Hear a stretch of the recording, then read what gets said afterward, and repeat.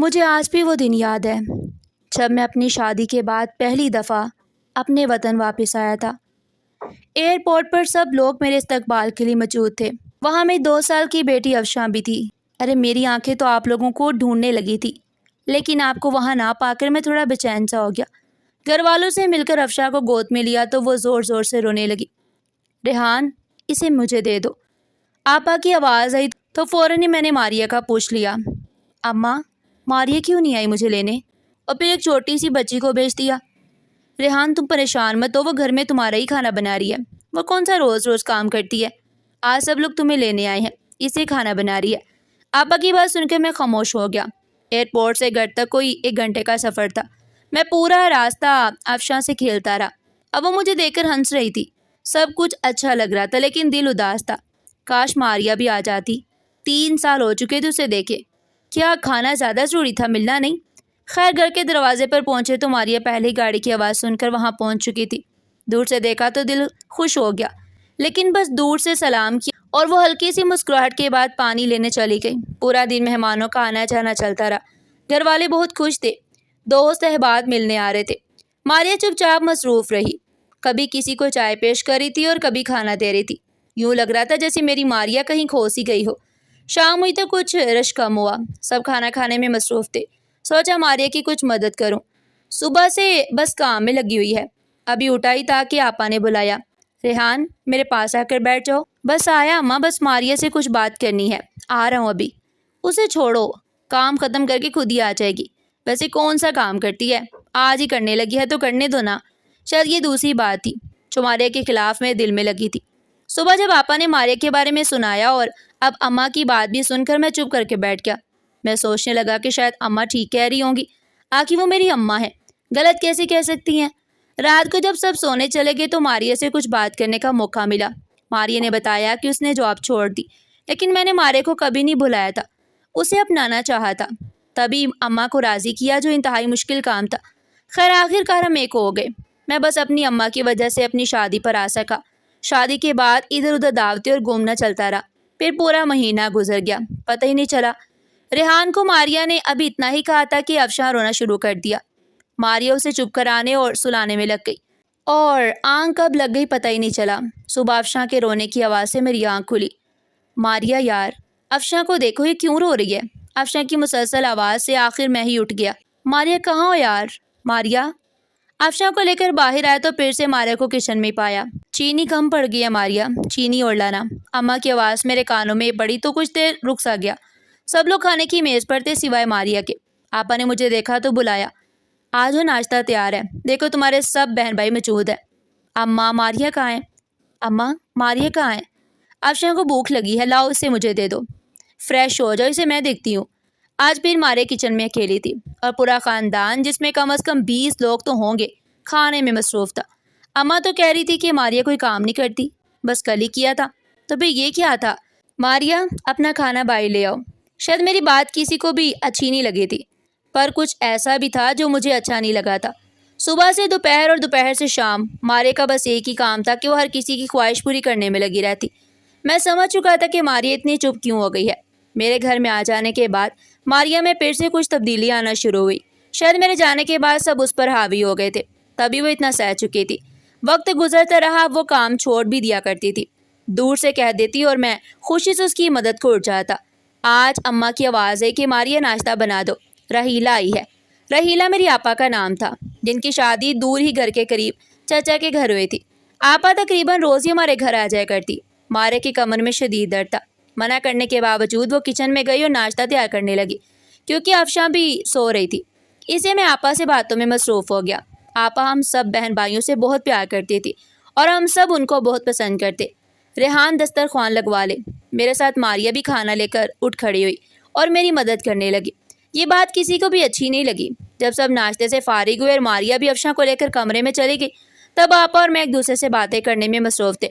ریحان تم جانتے ہو کہ ہم تم لوگوں سے بہت پیار کرتے ہیں، کبھی ایسا نہیں چاہتی کہ تم لوگ خوش نہ رہو، لیکن میری کچھ نصیحتوں پر عمل کرو گے تو خوش رہو گے، آگے تمہاری مرضی ہے، میں تم پر جبر تو نہیں کر سکتی۔ جی آپا بولے۔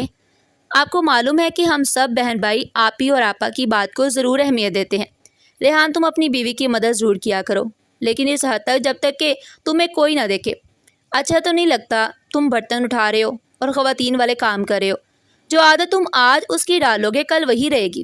جو اس کے کام ہے وہ اس کو کرنے دیا کرو، آخر کو آہستہ آہستہ کر لے گی۔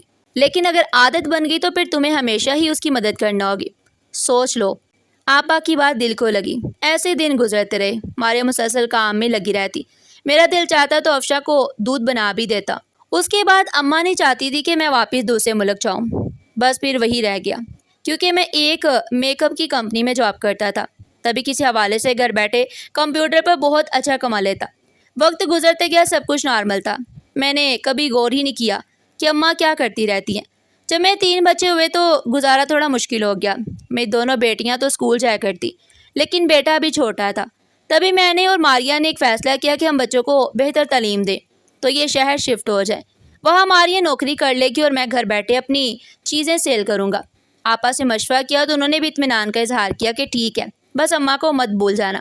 میری دعا ہی تھی کہ اماں کو ساتھ لے جاؤں، لیکن اماں اپنے گھر کو چھوڑ کر جانے کو تیار ہی نہیں تھی۔ وہ بڑے بھائی کے ساتھ رہنے لگے۔ اب زندگی بہت مصروف تھی۔ پورا دن شام تک آرڈرز لیتا اور ان کو دوسری جگہوں پر بھجواتا۔ ماریا جاب میں مصروف تھی اور بچے پڑھائی میں۔ ایک دن ماریا جاب سے آئی تو شاید کچھ زیادہ ہی تھک گئی تھی، آتے ہی سو گئی اور ہم سب بھوکے رہ گئے۔ ماریا تھوڑا بیمار رہنے لگی تھی۔ اب جب وہ جاب سے واپس آتی تو پہلے کی طرح چست اور توانا محسوس نہ ہوتی۔ آج کل تو دوپہر کے کھانے کے ساتھ ساتھ اور رات کا کھانا بھی ہوٹل سے منگوا لیتے۔ ماریا روز کہتی کہ ریحان مجھے ڈاکٹر کے پاس لے جاؤ، اور میں روز کام کی وجہ سے نہ جا پاتا۔ سالوں سال یوں ہی گزرتے رہے، نہ مجھے وقت ملا نہ ماریا کی بیماری ٹھیک ہوئی۔ نہیں معلوم اسے کیا ہوا تھا۔ پھر ایک وقت ایسا آیا جب وہ بہت بیمار ہو گئی۔ پیٹ کے درد نے جیسے اسے اندر سے توڑ دیا ہو۔ سوائے آپا کے میرے پاس کوئی نہیں تھا۔ آخر میرے گھر والے بھی دونوں نے میرا خیال اچھی طرح رکھا۔ ایک دفعہ پھر مجھے احساس ہوا کہ میں ماریا کے ساتھ زیادتی کر جاتا ہوں، لیکن یہ احساس شاید کچھ دنوں کا ہوتا، پھر سے وہی زندگی شروع ہو جاتی جس میں میری خواہش ہوتی کہ ماریا جاب سے واپس آ کر کھانا بنائے اور پورے گھر کو سنبھالے، اور جب بات میری مدد کی آتی تو میں اپنی تھکن کو آگے لے آتا، اور آپا کی وہ بات کہ بیوی کی بیجا مدد نہ کرنا اور نہ ساری زندگی یہ کرنا پڑے گا میرے دماغ میں موجود رہتی۔ ماریا میرے درمیان لڑائیاں شروع ہو گئی۔ کبھی وہ وقت نہ دینے پر مجھ سے لڑتی، کبھی کھانا نہ بنانے پر، اور کبھی تیرے گھر والے اور کبھی میرے گھر والے۔ بس یہ جھگڑوں میں وقت گزرنے لگا، کبھی مان جاتی کبھی لڑنے لگتی۔ آج میں بہت اداس ہوں۔ ماریا ہاسپٹل میں ہے، اس کو ڈرپ لگی ہوئی ہے اور میں خود کو کافی تنہا محسوس کر رہا ہوں۔ میں اور میرے بچے ہیں اور کوئی نہیں۔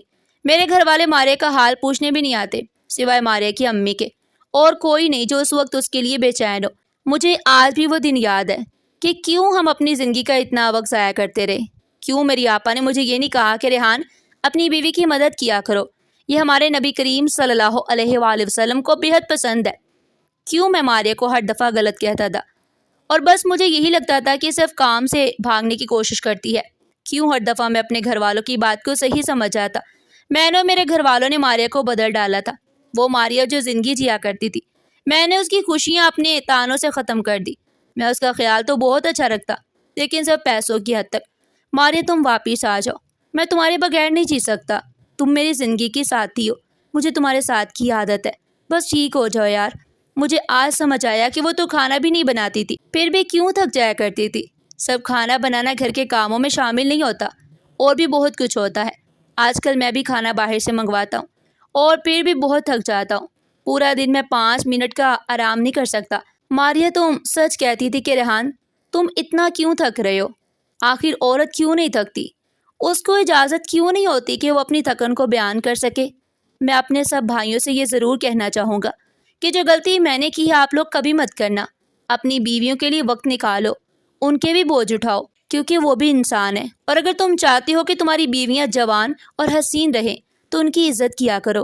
جو مرد حضرات زیادہ غصہ کرتے ہیں ان کی بیویاں جلد بیمار اور بوڑھی ہونا شروع ہو جاتی ہیں۔ اور ایک بہت اہم بات، ہمارے گھر والے ہم سے جتنا پیار کرتے ہیں اتنا ہماری بیوی سے نہیں کر سکتے، لہٰذا بیوی آپ کی ذمہ داری ہے نہ کہ محلے والوں کی، اور اس نے آپ کے گھر کو سنبھالنا ہوتا ہے، لہٰذا اس کو مزید مضبوط بنانے کے لیے آپ کی محبت اور مدد کی ضرورت ہے۔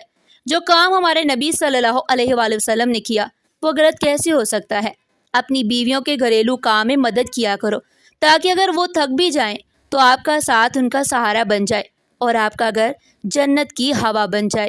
تو ناظرین، آپ کو ہماری آج کی کہانی کیسی لگی؟ اگر کہانی پسند آئی ہو تو چینل کو سبسکرائب کریں، ویڈیو کو لائک کریں اور زیادہ سے زیادہ شیئر کریں۔